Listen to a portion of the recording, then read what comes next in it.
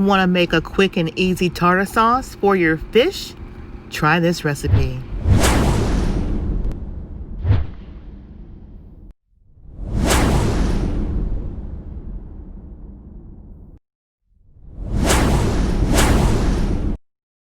Alright you guys, this is Shella, PromoSTK, Shella's Creations Way, and I'm going to be making my very own homemade tartar sauce for my mustard fried flounder fish.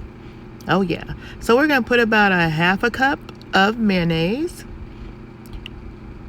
and then we're going to use sweet relish, some paprika, some cayenne pepper, onion powder, and lemon pepper seasoning. And of those seasonings, you're going to probably want to use about a tablespoon of each to your taste. Oh yeah, to your taste.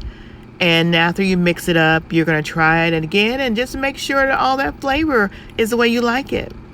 But this is a simple, easy, and quick tartar sauce that you can make ahead of time.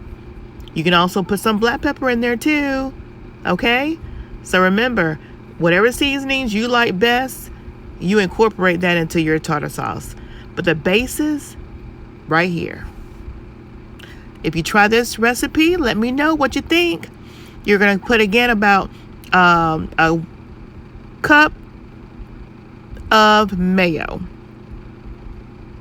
about maybe a quarter cup of sweet relish, and then a tablespoon of all the other dry ingredients, and just mixy, and then let it refrigerate for about an hour to make sure that everything marries together. If you want to use raw onion in there, you can, most definitely. I decided not to on this one, but I have used raw onion, and I've also juiced an onion as well. So it's whatever your preference is for your application. As you see, I tasted it and I think I need a little bit more heat, so I added some more cayenne pepper.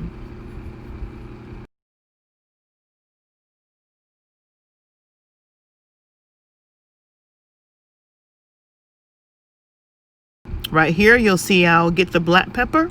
Oh yeah, put about teaspoon, maybe a little more, but no more than a teaspoon of black pepper, especially when you're using the coarse table black pepper.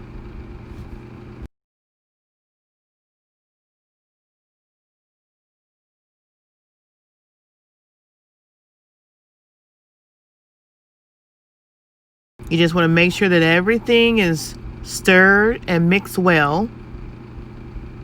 Everything looks good. So now we're going to refrigerate it for about an hour.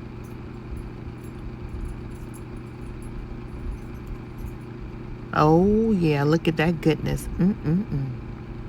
If you can't wait an hour, at least do it for 15-20 minutes. Look at that fish, mustard fried.